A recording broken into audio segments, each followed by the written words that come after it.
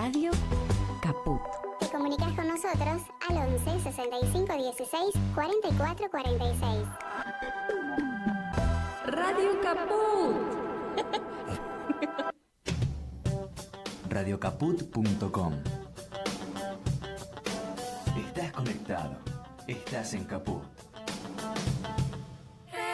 Nosotros, los otros. Un espacio de resistencia contra la discriminación, la xenofobia y la desigualdad.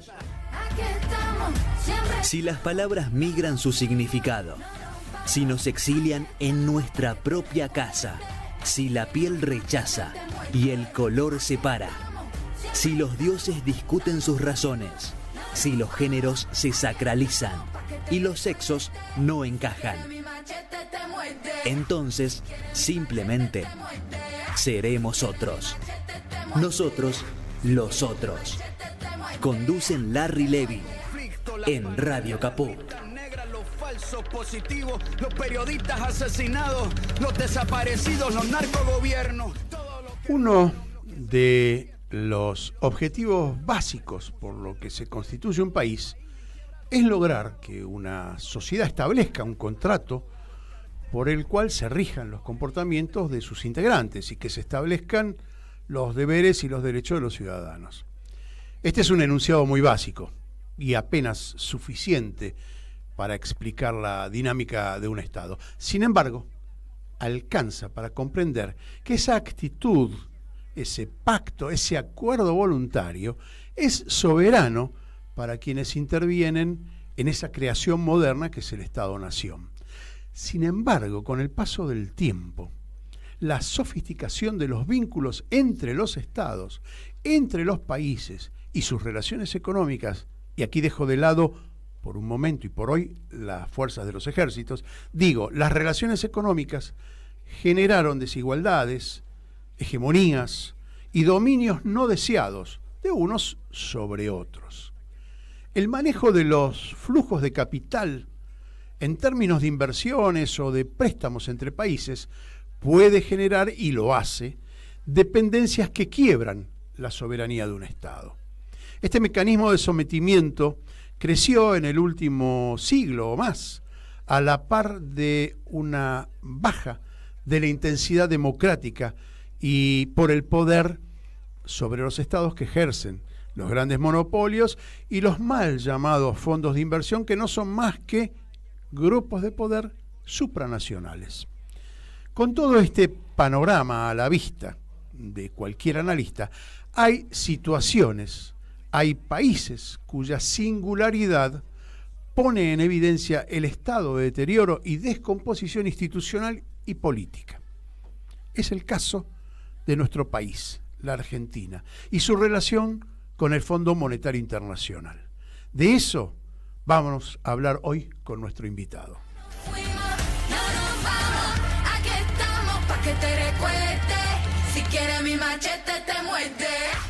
Bienvenido, Alejandro Olmos Gaona, ¿cómo estás? Gracias, Larry, por la invitación. No, por favor, aparte estás de moda, porque el Fondo Monetario Internacional ha cubierto gran parte de las noticias de los últimos tiempos y, bueno, evidentemente vos sos un experto en eso sin ser economista, y esto es interesantísimo. Alejandro Olmos Gaona es historiador, es investigador, especialista en la deuda pública, es denunciante del proceso de endeudamiento ante la justicia, lo ha hecho infinidad de veces. Es profesor honorario de la Cátedra de Deuda Externa de la Facultad de Derecho, ¿no? Así, sí. de la UBA. Y ha sido disertante y profesor en universidades internacionales, ¿no es cierto? Exacto. Títulos de libros, digo, como para entusiasmar a cualquiera, para que no solo para que vendas porque son amigos, sino para que alguien que quiere investigar la deuda pueda acceder a este material. Uno de los libros, Deuda o Soberanía, verdades ocultas sobre la dependencia. Otro título, La deuda odiosa, tiene un subtítulo que no lo tengo a mano ahora. El FMI y la deuda, otro libro. Y todo lo que usted quiso saber sobre la deuda argentina, bueno, sobre la deuda externa, y no se lo dejan saber, algo así era la síntesis. Pero Alejandro no empezó esta tendencia, este berretín de investigar la deuda, sino que la empezó su padre. quien había denunciado ya a Martínez de Hoz, y así me enteré de algunos episodios que tienen que ver con la justicia y cómo hace falta una justicia, adicta al poder para pasar lo que le pasó a tu viejo, ¿no? Que en el 2000 y pico, en el 2000, el juez Ballesteros diga, sí, usted tiene razón, cometieron 400 y tantos delitos, pero ya pasó el tiempo, proscribe la causa. Una cosa insólita, contanos algo de eso. El tema es que el juicio demoró 18 años, mi padre lo inició en plena dictadura en el 82, y a pesar de que en el juzgado siempre lo trataron muy bien, pero es como ir contra una pared. Él ofrecía elementos de prueba, pedía que se citara a declarar a mucha gente, y la causa avanzaba lentamente. Empezó a tomar un poco más de auge cuando designaron un secretario especial para la causa, el doctor Juan Carlos Förster, que trabajó intensamente, pero un juez, el doctor Wechsler, cuando fue designado, pretendió darle un empuje notable y lo ascendieron a camarista. Es una forma, entonces, es una salida para arriba, como claro, se suele entonces decir vino ahora. Otro juez, después vino Ballesteros, y lo que se consiguió fue por el secretario del tribunal. Ahora, en una película que hizo un amigo mío, Diego Musiak, La mayor estafa al pueblo argentino, ahí declara Ballesteros que nunca le pareció importante el caso de la deuda. Yo cuando vi eso me quedé asombrado, ¿no? Y después hablando con un querido amigo mío que murió hace 2 años, el fiscal Federico Delgado, que se fue el fiscal de la causa. Fallecido hace 1 año o 2, ¿no? Hace 2 años, sí. En agosto del 23, me dijo, ¿no? A Ballesteros esto no le interesó nunca, y nosotros insistíamos, y yo presentaba escritos, y bueno, y así languideció hasta que se dictó ese fallo que lo redactó el secretario del tribunal, y Ballesteros lo firmó porque, bueno, ya no daba para más eso, pero claro, si vos declarás prescripta la causa, prescripto los delitos, porque no pasa más nada, y entonces el fiscal Delgado pidió que se mandaran las actuaciones a la Procuración del Tesoro para que se iniciaran acciones contra los responsables del endeudamiento, más allá de la prescripción. ¿Pero acciones judiciales o acciones correctivas no, o disciplinarias? Acciones legales. Ajá. Y en ese momento el procurador del Tesoro, designado por Fernando de la Rúa, dijo que como era un juicio hecho por un particular, no por el Estado, la Procuración no podía intervenir. Y bueno, y ahí se murió. Entonces, claro, cuando mi padre se murió, me se había muerto, cuando salió el fallo, hacía 2 meses que se había muerto, yo fui a saludar al secretario del tribunal, agradecerle, etcétera, etcétera, y ahí me dijo, bueno, ahora se termina esto, porque claro, la deuda investigada era hasta el 83, y estábamos en el 2000. Entonces ahí yo me presenté y empecé a acumular pruebas, a presentar escritos, y Delgado le empezó a meter para ver todo el proceso que siguió al 83, ¿no? Uh-huh. Donde había cosas peores que en la dictadura. Que eso es lo que asombra, ¿no? ¿Cómo es posible que en los gobiernos de la democracia, especialmente en la década del 90, se hayan firmado contratos que en la dictadura no se animaron a firmar? ¿Te animás, Alejandro, a hacer una especie de recorrido con mojones muy puntuales, para no hacerlo muy largo, de cómo comienza la deuda? Bueno, no comienza en el 76, comienza antes. Es decir, cuando derrocan a Perón, Perón nunca había querido pedirle al Fondo Monetario. Sin embargo, una de las primeras decisiones de la Revolución Libertadora, la mal llamada Revolución Libertadora, fue, sí, endeudarse con el Claro, con el lo fondo. que pasa es que cuando cae Perón en el 55, es decir, Perón había firmado una serie de tratados bilaterales con deudas comerciales. De golpe, la dictadura de Amuru convierte las deudas comerciales en deudas financieras. Y ahí se crea el Club de París. Primer mojón para someternos. Después nos adherimos al Fondo Monetario, nos adherimos al Banco Mundial, y 2 años después Arturo Frondizi firma el primer stand-by con el fondo en 1958.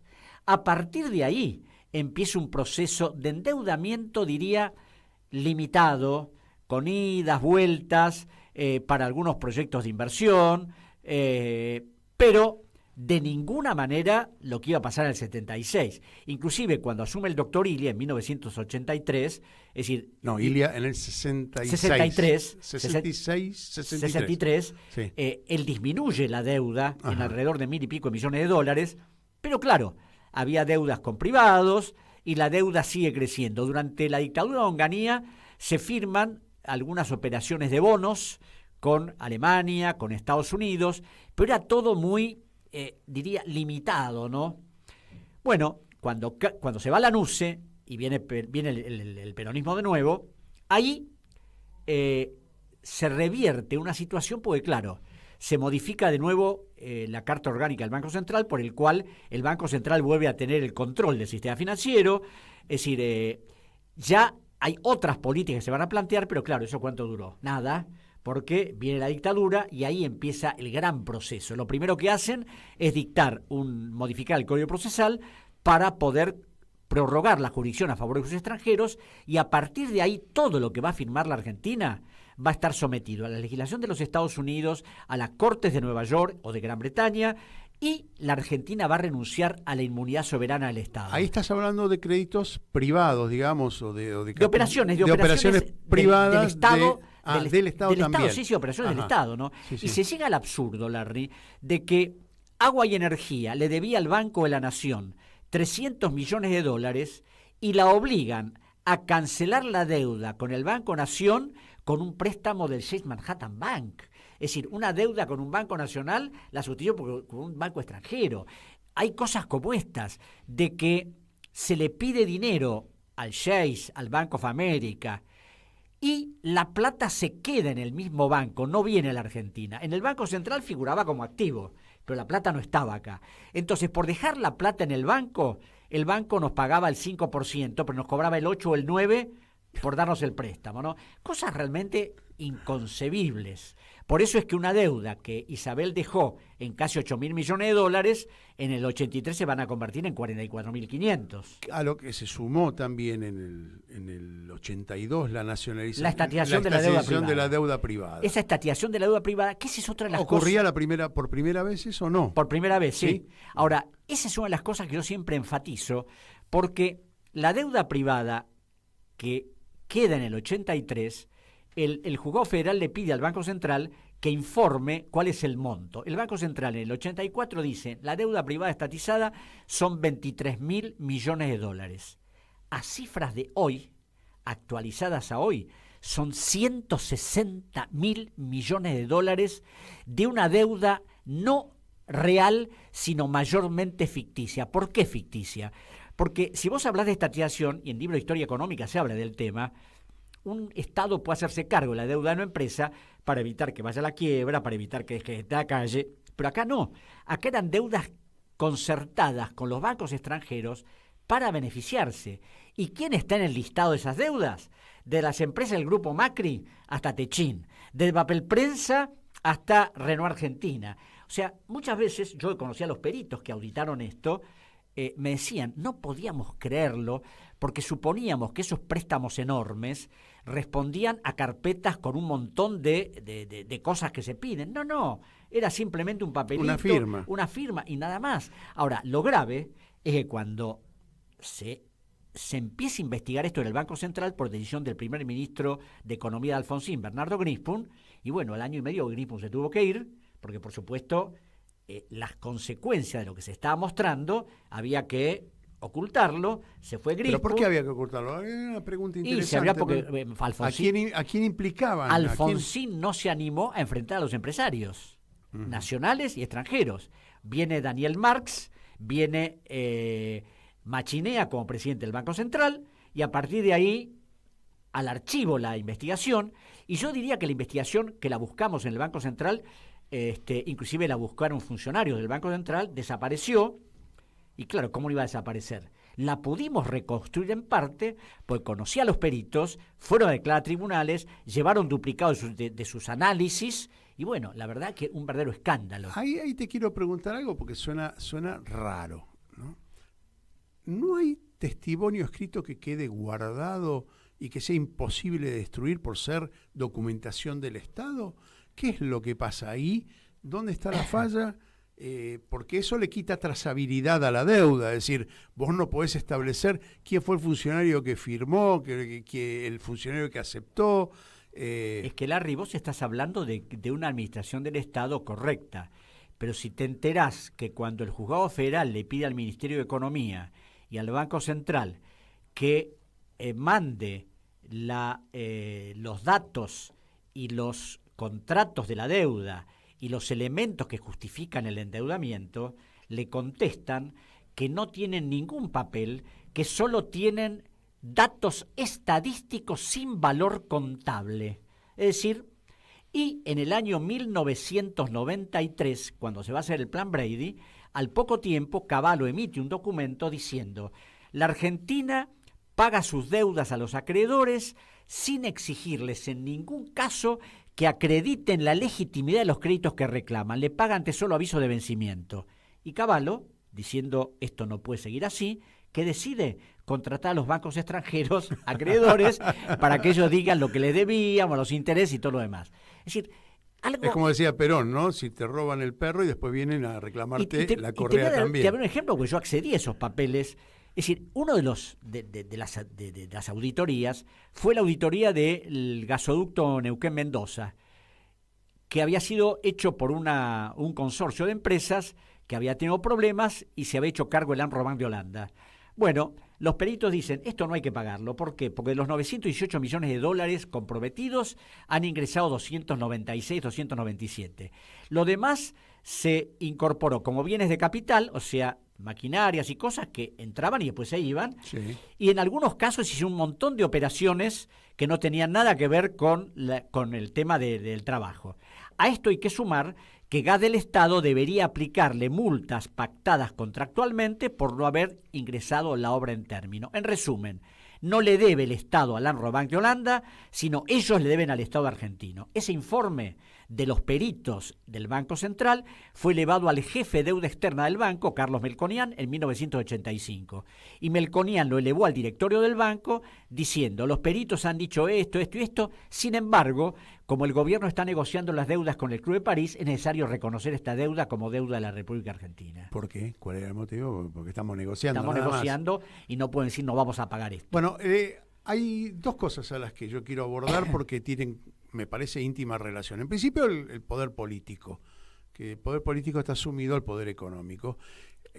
¿Podemos unir las intencionalidades económicas de las empresas? Vos hablaste de Techín, hablaste de Macri, hablaste de empresarios argentinos, con el proyecto puesto en marcha por el gobierno militar de desaparición de gente. Es decir, hay una íntima relación entre los intereses económicos y el desarrollo político y el genocidio, ¿no? De la desaparición de 30.000 personas. Digo, si no abordamos de este modo, en forma generalizada, cuáles eran las intenciones de los grupos económicos, las permeabilidades del sistema político, las complicidades del sistema judicial, me parece que nunca vamos a llegar a una conclusión.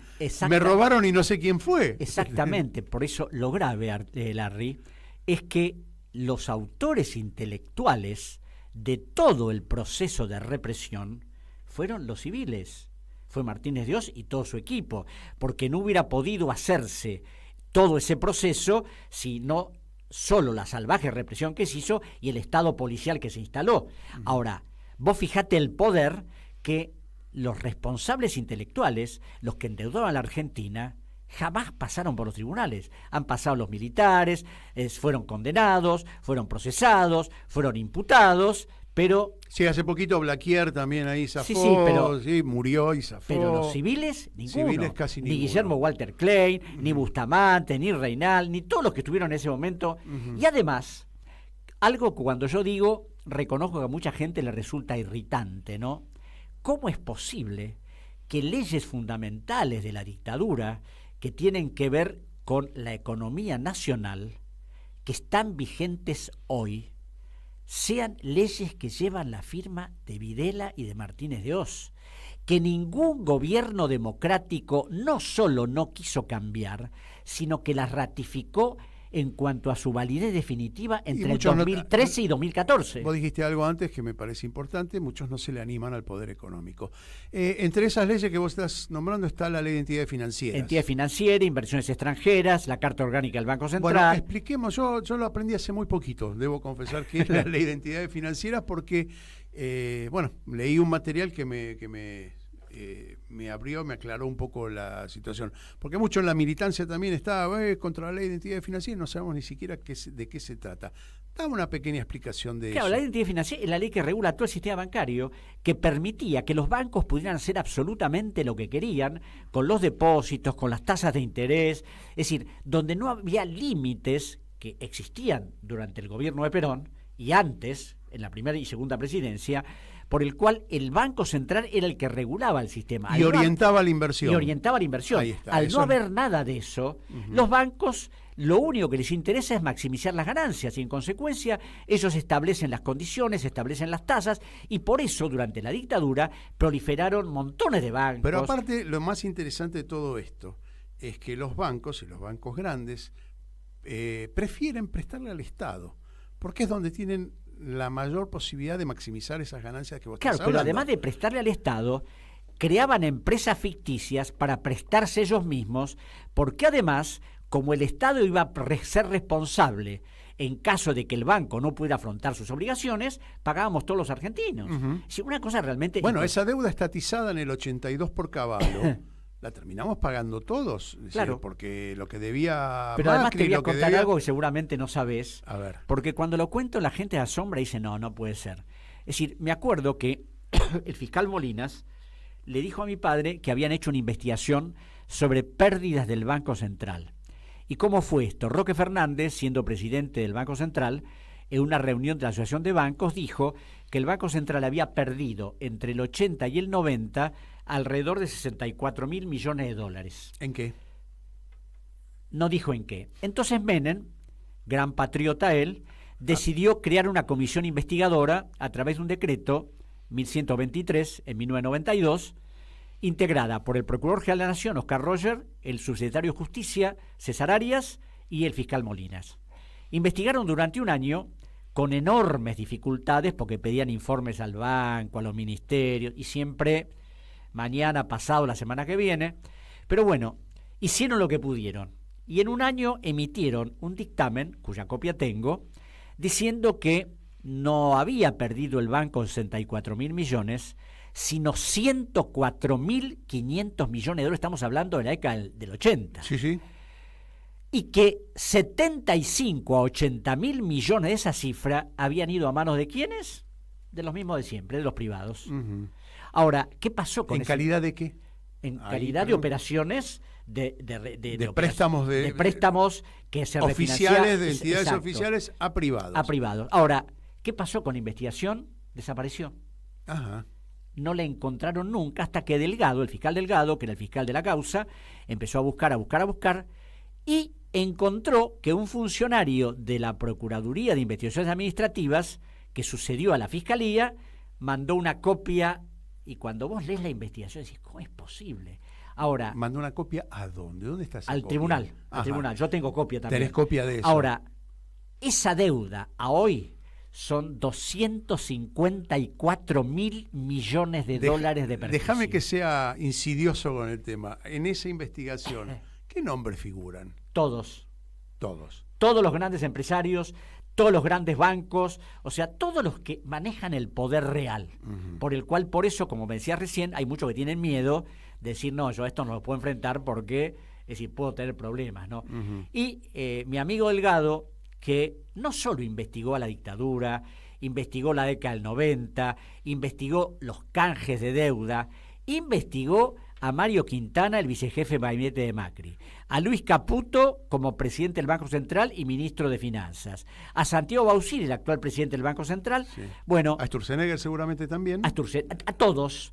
¿Y qué pasó? Claro, Delgado era el fiscal que imputaba, pero si el juez no seguía adelante, no pasaba nada, ¿no? Y así es como que pobre Federico luchó. Ahora, vos sugerís con todo esto, a ver, la razonabilidad me lleva a preguntarte, ¿qué jueces están implicados en esto? ¿Y cuál era la rentabilidad de los jueces? Es decir, ¿Me entendés lo que te quiero decir? Hay una debilidad democrática muy fuerte al tener un poder judicial tan permeable a la presión, no quiero decir la coima porque no tengo pruebas, pero a la presión de los grandes empresarios argentinos. O al miedo, evidentemente. ¿Miedo de qué? ¿Miedo qué te va a pasar? Bueno, ¿Cuáles son las consecuencias? Delgado iba a Comodoro Pi en su bicicleta. Y alguna vez fue... Y se lo llevaron por delante, sí, ¿no es cierto? Sí. Entonces, y por otro lado... Estás hablando de una cosa muy mafiosa. Es decir, muy mafiosa. Yo creo que hay que transparentar todo esto en tu discurso. Yo sé que sos un tipo muy atildado para hablar, muy prolijo para hablar, pero creo que lo que hay que hacer es sincerar la cuestión, hablarlo de frente, cristalizar cómo se lleva a cabo esta presión mafiosa, porque no me entra otra definición. Bueno, yo tuve que pedir la intervención de mi teléfono porque recibía permanentemente amenazas. Mensajes raros. Ajá. Delgado le amenazaron a la familia, a los hijos. Claro, Fede tenía un valor a toda prueba y por supuesto siguió adelante, ¿no es cierto? Lo único que lo detuvo es ese cáncer que lo mató, sí. Pero hizo investigaciones notables, se esforzó, llegó a pedirle al Procurador General de la Nación. Evidentemente no hay intención de aclarar estas cosas. Entonces, viste, es como la impotencia de decir, sí, yo hago esto, pero me estrello con un lugar y no puedo ir adelante. Y yo no puedo hablar mal del juez de la causa, aunque merece muchas consideraciones y observaciones, porque críticas dignas, por supuesto, el actual juez, el doctor Ramos, sí. Porque, es decir, y te digo, es como que a veces cuando yo hablo de la complicidad de la justicia, yo te diría, no es que digo esto y es porque lo digo. Y te voy a dar un ejemplo. Cuando el Banco Central informó que se habían fugado del país 86.000 millones de dólares entre el 2015 y el 2019, yo dije, no hacemos nada con decir eso. ¿Quiénes se llevaron la plata? Bueno, ahí te iba a preguntar, bueno, ¿dónde está la trazabilidad de esos 84.000 millones de dólares? Y acá viene esto. Entonces, cuando veo eso, me entero que le iban a pedir al juez, al Banco Central, la nómina de los que se habían llevado la plata. Entonces, claro, cuando veo eso digo, bueno, esta tampoco sirve. ¿Por qué? Llevarse plata al exterior no es un delito. Uno puede llevarse la plata que quiera siempre que la tenga declarada. Entonces, presenté una denuncia penal que firmó Gabriel Mariotto, Alicia Castro, yo, y se lo hice firmar a Amado Vudú para que se levantara el secreto fiscal y se cruzara los que se habían llevado la plata con los balances que presentaron Exacto. en la FIP. Entonces, si vos te llevaste 10 millones de dólares, tienen que estar declarados. Si no los declaraste, cometiste un delito. Bueno, hice esa denuncia, la fiscal que intervenía lo estudió y dijo, mejor me lavo las manos, se pasó al otro fiscal, al doctor Picardi. El doctor Picardi estuvo estudiando largo tiempo hasta que pidió el levantamiento del secreto fiscal. Pero ¿quién intervenía? La jueza María Eugenia Capichetti, no sé si amiga, creo que es muy amiga de Santilli, y así como no investiga el atentado contra Cristina, dijo, ¿para qué vamos a investigar esto? Es decir, acá, en la media hora que llevamos, ahora vamos a hacer una pausa, nombraste prácticamente a toda la cúpula, digamos, empresarial. Y judicial. Y judicial, exactamente. Sí. Entonces digo, a ver, acá hay algo que me vas a explicar después si tenemos posibilidad de reparar todo esto, porque esto parece la Argentina un colador. Cuando vos hablabas de la presentación de la FIP, y que yo digo, bueno, yo tuve un amigo que era especialista en impuestos, en la cuestión impositiva, y me decía que la cantidad impresionante de resoluciones internas que tiene la FIP hace imposible que vos no puedas recusar cualquier deuda que tengas, porque siempre hay una fisura, alguna fisura entre una resolución y otra, ¿no? Que dice que, bueno, si producís acá o 10 metros para la derecha, es distinto. ¿Sí? Vamos a ir a una pausa. Nosotros estamos dialogando con Alejandro Olmos Gaona. Es difícil esta conversación. ¿Sabes por qué es difícil? Porque estás nombrando todo lo que está ahí a la vista de todos nosotros y parece que fuesen... No parece, son inimputables. Uh-huh. Sí, siguen transitando por la calle como si nada pasase. No pasará nada. Y son los artífices de la crisis, y sí la política, por supuesto, pero acá hay un entramado de poder que permitime decirlo en estos términos, yo sé que sos muy atildado, porque se caga en la política, y se cagan los políticos y los convierte en cómplices o en rehenes de instrumentos todo. también. Vamos a una pausa en nosotros y seguimos después dialogando con Alejandro Olmos Gaona. Enseguida volvemos con Estamos aquí, Nosotros, los estamos otros, aquí, en Radio Caput. estamos aquí. ¿Querés arrancar la mañana bien informado? Infosiberia, las noticias en tu celular. Manda un mensaje de WhatsApp al 1128679078 y recibilo gratis todas las mañanas.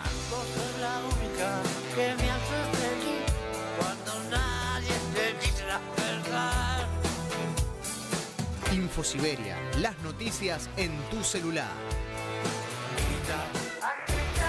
No seas como los demás. Manda un mensaje de WhatsApp y recibilo gratis todas las mañanas.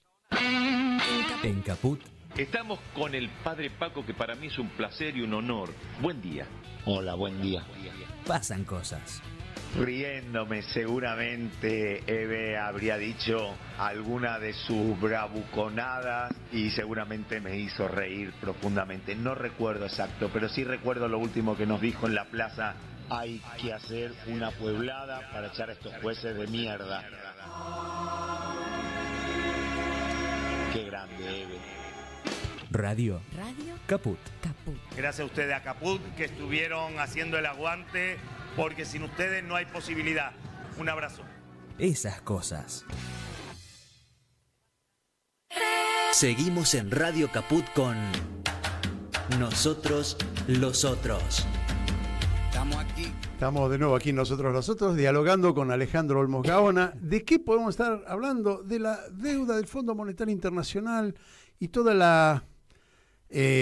a ver, ¿cómo podríamos decirle esto? Todo lo poco vidriosa, lo poco transparente que es el proceso de endeudamiento de la Argentina. Eso dicho en palabras interesantes, acá estamos hablando de préstamos coercitivos, quizás del gran poder internacional, en connivencia con el poder local económico, que también hace grandes negocios, y el resto de los mortales pagamos la cena. Y hay una pata muy importante. A ver, ¿qué? El poder legislativo.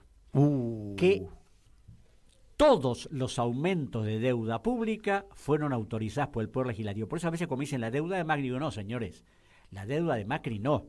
Macri emitió la deuda, pero el poder legislativo, donde no tenía mayoría, la autorizó. La autorizó. Excepto la deuda con el fondo, que no pasó por el Congreso, porque había una facultad que él tenía, a través de la ley de administración financiera, que le permitía hacer un acuerdo con el fondo sin pasarlo por el Congreso. Hablamos de la permeabilidad de los agujeros en las leyes, esa posibilidad que tiene un tipo de endeudarnos a 40 millones, es lo que estamos criticando. Bueno, esa es la baja calidad democrática que tenemos en este momento. Antes de volver a meternos en eso, te pregunto, ¿hay ejemplos internacionales, quizás no tan burdos como la Argentina, donde se hayan producido este tipo de cosas, donde el Fondo Monetario o las instancias de préstamo internacionales hayan tenido este tipo de comportamiento? Se me ocurre pensar en México y en PDVSA, porque se me ocurrió pensar que había ahí una presión muy fuerte. No conozco el caso de México, pero conozco el caso de Brasil y el caso de Ecuador. El caso de Ecuador, porque yo fui auditor de la deuda ecuatoriana, fui asesor del presidente Correa, es decir, y vimos que el proceso y la estructura de la operación eran exactamente iguales. Deuda original de la dictadura, estatización de deuda privada, refinanciaciones de los gobiernos democráticos, Plan Brady en el 93, emisión de bonos soberanos en megacanje de títulos en el 2000-2001, igual que acá. En Brasil exactamente lo mismo. Y con Odebrecht. Con Odebrecht y con un montón de otras empresas. Ahora, ¿qué pasa? Nunca se ha querido investigar la deuda. ¿Por qué? El Congreso jamás quiso ocuparse de hacer eso. Correa lo hizo, porque cuando asumió el poder, todos los organismos de la sociedad civil le habían exigido que esto no podía seguir así. Como él subió sin diputados, sin un Congreso, emitió un decreto y creó la comisión investigadora, hizo lo que hizo y pudo repudiar casi el 70% de la deuda. Ahora, en la Argentina jamás pasó eso porque los proyectos, yo estuve 4 años en diputados y 6 en el Senado, y todos los proyectos... Asesorando al diputado Solanas primero y a Pino cuando era senador. Sí. En ningún caso conseguimos crear una comisión investigadora. Uh-huh. ¿Por qué? Porque todos habían sido cómplices del proceso. Entonces, ese es otro de los problemas, Larry. Cuando hay una complicidad estructural de unos y otros, y la cosa sigue. Entonces tenemos que normalizar la situación de permeabilidad, de poca transparencia en los préstamos. ¿Qué es lo que deberíamos hacer? Porque, a ver, vos me vas a decir, bueno, hay que votar, hay que construir poder político, pero parece muy alejado, es muy lejano eso, ¿no? ¿Qué deberíamos hacer? Es que claro, si no hay decisión política de terminar con esto, seguiremos eternamente así. Es decir, porque yo a veces he llegado al extremo de decir, bueno, señores, no nos peleemos con el fondo, no nos peleemos con los fondos de inversión, llamemos a los deudores privados. Señores, el Estado ha pagado por ustedes desde 1980 hasta hoy tal suma de dinero. Como ustedes son empresas florecientes, como tienen sucursales en otras partes del mundo, empiece a devolverle al pueblo argentino la plata del pueblo.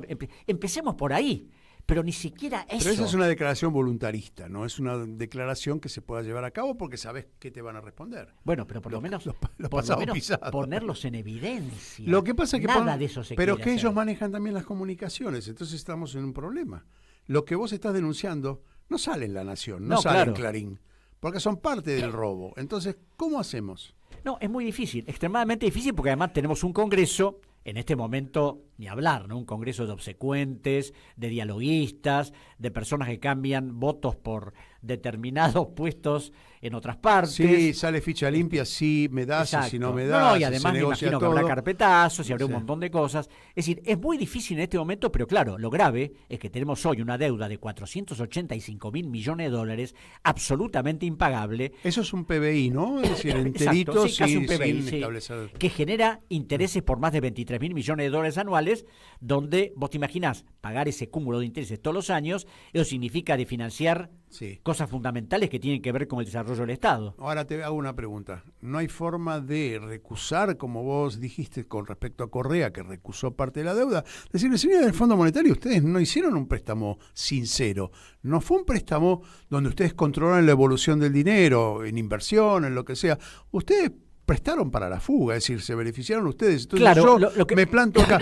A ver, Néstor Kirchner lo definió muy bien. Los muertos no pagan. Y si no tengo cómo producir, tampoco pago.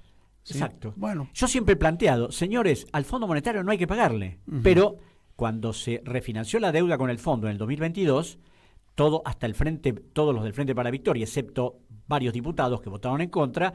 Voy a decir una mala palabra, pero Máximo Kirchner estaba en contra. Todos decían hay que pagar. Sí. Y ahora los dirigentes políticos dicen que cuando se vaya Milei, el próximo gobierno va a pedir la nulidad del acuerdo con el fondo. Y acá hay un problema que es materia de un libro que acabo de publicar. Sí. Que lo presentas el lunes, ¿no? El lunes a las 19 horas. ¿Por qué? Porque toda la deuda en general con inversores privados y todo lo demás se puede cuestionar, se puede discutir, se puede renegociar. La deuda con el fondo es imposible. ¿Por qué es imposible? Porque el fondo es un organismo supranacional que tiene una particularidad que parece que los dirigentes políticos no saben. El fondo no puede ser sometido a juicio en ninguna parte del mundo. Tiene inmunidades absolutas más que un país soberano. Es decir, un país si tiene un litigio con otro, la Argentina con Bolivia. Pero Uruguay, todo eso es formal. ¿Cómo? Todo eso es formal. Yo no lo puedo enjuiciar. Pero puedo decir, no te pago y no te pienso pagar. Precisamente, entonces, como no se puede llegar a eso, dice, no te pago. Ahora, inclusive el fondo, en sus documentos, tiene ya toda una estrategia de que en caso de que un país no le pague, ¿qué pasa si un país no le paga? Negocia, manda misiones, puede pasar 1 año, puede pasar 2, puede pasar 3. Es decir, en última instancia, al fondo, después de años de negociaciones, lo único que le cae es decir, bueno, viejo, te suspendo del fondo y se acabó. Bueno, Néstor logró la condonación del 73%. No, le pagó la totalidad al fondo. Al fondo le pagó la totalidad de lo que se le debía. Pero pero y logró una quita del 73%. Es decir, démosle el crédito que tenía. Pero que no tuvo con Néstor. el fondo. Al fondo le pagó todo. Ajá. 9.500 millones de dólares cash. Sí. Que algunos discuten, porque claro, es decir, para pagar al fondo después tuvo que aumentar la reserva del Banco Central, y para aumentarla se emitió bonos de compró Chávez, una tasa de interés 3 veces mayor a la que cobraba el fondo, ¿no? Entonces, desde un punto de vista financiero no fue una buena operación, pero desde un punto de vista de soberanía sí, porque el fondo no te condiciona más. ¿Qué es el problema del fondo? El fondo te cobra un interés bajo, pero condiciona tu política económica. Te condiciona tu política económica. Tu crecimiento te pide ajustes, te pide que modifique la legislación laboral, te pide todo eso. Yendo al fondo de eso, ¿no? Lo que te pide el fondo es para que no le pagues, porque en realidad lo que hace el fondo es condicionar tu economía de tal manera que no produzcas nada. Claro, y que te siga controlando siempre. Exactamente. Entonces, bueno, en algún momento hay que ponerle punto. Pero ahora no le debemos 9.500, le debemos mucho más. Y ahora le debemos exactamente 61.300 millones, 41.300 más los 20.000 que nos prestan. Bueno, y el resto de la deuda, para llegar a los 400 y pico de millones, ¿de qué deviene? Inversores privados y algunos entes del Estado Nacional. La deuda en este momento está integrada por 56% en moneda extranjera y el 46% en moneda local indexada, sí, y 54% en moneda extranjera. Hay deuda con el Banco de la Nación, hay deuda con el ANSES. Claro, pero con el Banco Nación hay un esquema donde es un acuerdo entre vos y yo cuánto va a valer la moneda, es interno. Sí, pero si privatizan el Banco Nación, como pide ese Milei. Bueno, ahí está el problema. Bueno. Ahí van a cambiar las cosas, ¿te das cuenta? Entonces, por otro lado, es decir, deuda externa pura, y debe haber alrededor de 220.000, 230.000 millones de dólares. Hay deuda con el Club de París, hay deuda con el Banco Interamericano de Desarrollo, 17.000 millones, hay deuda con el Banco Mundial, 10.000 y pico, y ahora la deuda con el fondo. Dos preguntas, o si una pregunta con los dos entes estos que vos decís, el Banco, el BIR y el Banco Mundial. Son préstamos que vienen con un destino específico y de debe desarrollo, ser desarrollo. Y este gobierno me parece que se lo está comiendo. Pero lo que pasa es que acá esos destinos específicos son relativos. Cuando investigamos en el Ecuador nos dimos cuenta que sí, pedimos para esto, pero usamos para el otro. Y como nadie investiga, como el ciudadano común no va a interesarse a ver dónde fue la plata o no, los gobiernos hacen lo que se les canta, ¿no? ¿Sabes qué me cuesta creer? Que no se pueda trazar una línea, es decir, la trazabilidad, no se puede establecer una trazabilidad de todas las operaciones. Si porque se quiere, ahí está, si se quiere, se puede. Nosotros en el Ecuador pudimos hacerlo escrupulosamente. Quiénes habían contraído la deuda, cómo se había transformado, lo que habían pagado. Y si desaparecen los papeles, ¿se puede hacer el rastreo al revés? ¿Quién reclama la deuda? Decirle, bueno, mostrar los papeles, por exactamente. Por supuesto. Es decir, ir al revés, ¿no? Por supuesto. ¿sí? Es decir, por otra parte, ahora hay algo que no existía antes. Ahora el Ministerio de Economía sube todos los meses a su página web todo el stock de deuda, en carácter de qué es, los intereses que tiene. O sea, la trazabilidad desde que está Internet es rigurosa, eso no hay forma de cambiarlo. Ajá. No solo el Ministerio de Economía, sino el Banco Central. O sea, en este momento es todo mucho más fácil. Por eso quería destruir al Banco Central. Por supuesto que hay ocultamientos, hay cosas. Yo ahora acabo de pedirle al gobierno que me mande copia del acuerdo que firmaron, porque todavía hay mucho comentario, pero el texto completo nadie lo conoce. Y ahí te quiero preguntar, la letra chica, que generalmente está oculta al público en general y a los especialistas en particular. Claro, y además, porque cuando se hizo el plan Brady, donde el Fondo Monetario también intervino con un generoso préstamo para nosotros, vos si veías la carta de intenciones, veías todo, bueno, son ese lenguaje medio elusivo, con algunas cosas que nadie entiende, pero yo encontré 3 cartas confidenciales en el Ministerio de Economía, una firmada por Cantesús, el director del Fondo Monetario, otra por Preston, el del Banco Mundial, y otra por el director del Banco Interamericano de Desarrollo, a la comunidad financiera. ¿Qué le decían? Que el gobierno de Menem se había comprometido, a los efectos de que apoyara la comunidad financiera estas operaciones, a privatizar el sistema jubilatorio, modificar la legislación laboral que era restrictiva para las empresas, vender todas las empresas públicas, y aclaraban, especialmente la empresa de hidrocarburos, YPF, echar la cantidad de gente que fuera necesaria, para lo cual, como habría que indemnizarla, el Banco Mundial también nos daba un generoso préstamo, nueva deuda, para eso. Entonces, claro, hay cosas secretas que a veces no se explicitan en los documentos. Por eso hablamos de la complicidad de la legislatura, porque si el Poder Legislativo autoriza a que haya cláusulas secretas, estamos en el horno. Estamos en el horno, por supuesto. Y donde hay un Poder Judicial que no quiere ir más allá porque o tiene miedo o los aprietan, la verdad que no lo sé, pero yo a través de la experiencia con la Fiscalía Federal número 6 de Delgado, no solo fui muy amigo, sino permanentemente veía lo que ellos hacían, lo que presentaban, las investigaciones, los que trabajaban con Federico, que tuvieron un compromiso notable, y un auditor del Banco Central, afortunadamente se acaba de jubilar, el doctor Omar Miliano, que hizo una investigación descomunal con la doctora Galófaro, 2 auditores del banco, mostrando la trazabilidad de todo el proceso, desde la dictadura hasta la última operación de deuda. Alejandro Olmos Gauna, te quiero preguntar, ¿qué pasa con los economistas profesionales que están constantemente monitoreando la situación económica, que no se unen? Y esto me pasa también con el ámbito jurídico, ¿no? Que me pregunto a los abogados, vos conoces a muchos de ellos, sí. ¿Por qué no se juntan? ¿Por qué no hacen la denuncia colectiva? ¿Por qué no ponen freno de manera colectiva a esto? En vez de guardarse cada uno en su estudio, cada uno en su buffet, muchachos, sentémonos, ¿sí? Juntemos voluntades. Hay un montón de gente que estudia la deuda. Yo he entrevistado aquí economistas, inclusive hay una mujer que no recuerdo el nombre, divina, que sabe muy bien de la deuda. Julia Estrada. No, alguien más académica, que no está digamos, a la vista del público, ya me voy a acordar. Es que los economistas tienen un defecto. A ver. Todos. Para ellos, si la deuda se puede pagar, se paga, y si no, se refinancia. Ninguno te va a hablar de cuestionarla. ¿Por qué? Porque a ninguno le interesa el orden jurídico. Ellos no van a ver si hay contratos que violan el orden constitucional, que violan el código civil. Bueno, pero no lo dejemos solos a los economistas en esa esquina de la culpa.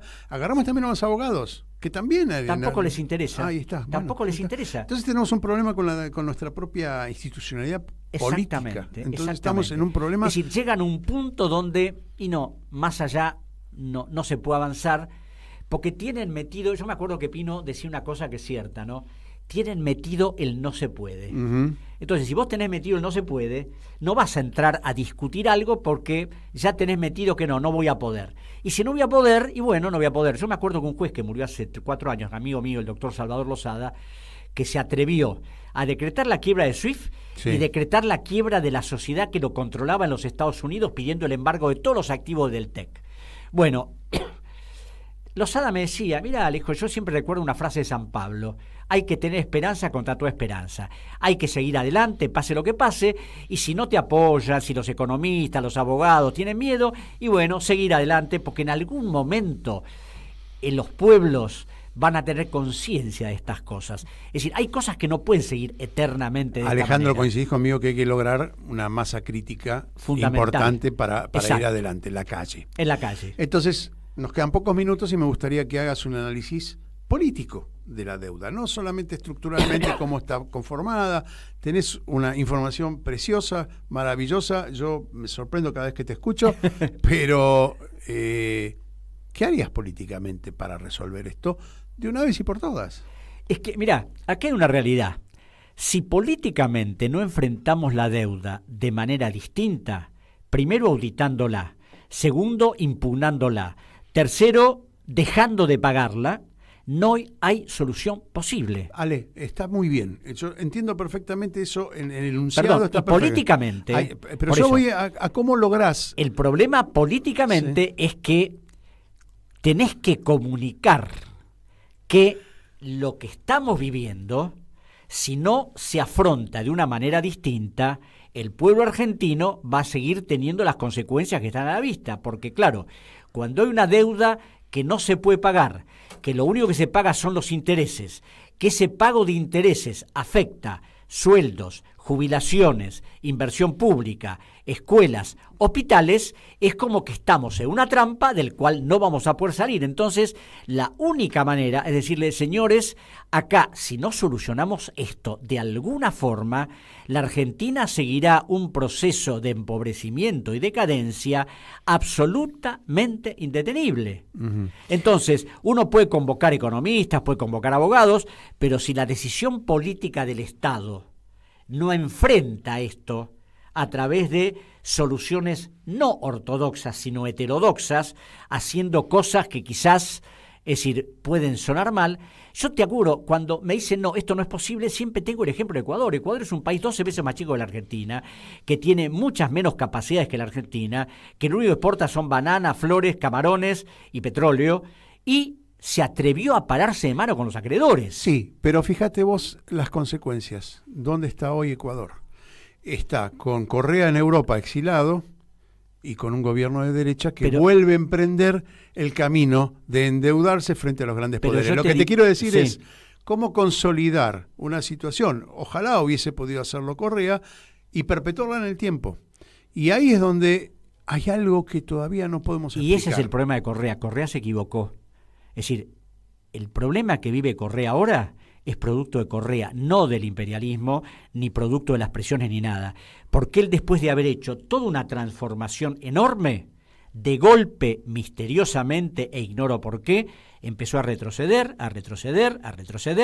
a volver a negociar con los acreedores, a volver a endeudar al país. Y yo cuando aclaro esto, muchos me miran, pero no, yo tengo los elementos, señores. Es decir, la deuda de nuevo, después de haber bajado la deuda enormemente, de haber destinado lo que había que pagar de deuda al gasto social, de hacer un montón de cosas fundamentales, de golpe Correa cambió.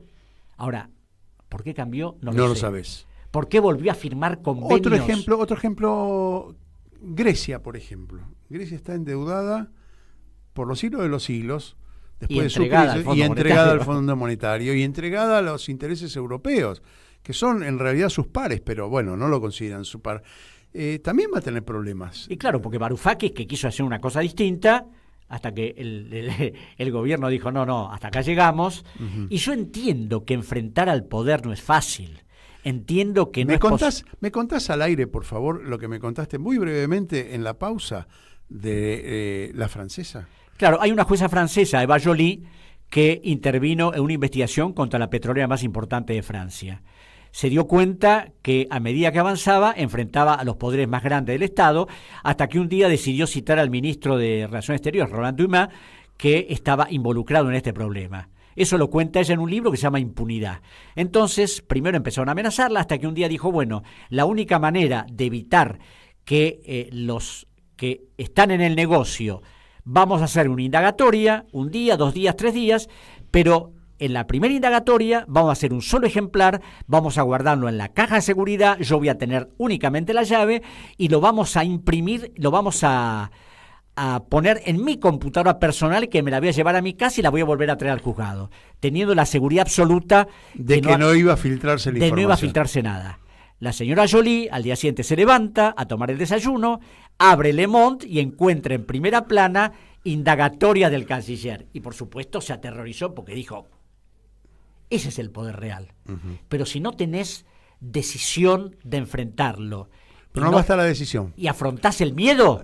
Porque miedo tenemos todos. Pero el miedo hay que afrontarlo con gente atrás. Si no tenés... Claro, eso es lo que pasó a Joly, que en un momento dado la llamaron y dijeron, bueno, doctora, hasta acá, y se tuvo que ir. Entonces, es decir, el problema es que aquí parece que falta la valentía suficiente, primero para enfrentar el poder y segundo para crear una situación de consenso que te ayude a enfrentarlo. Yo puedo tener toda esa valentía si sé que tengo a alguien atrás. Solo no lo voy a enfrentar. No, claro, solo nunca. Es imposible. Imposible. Solo es imposible. El lunes, ¿qué presentás?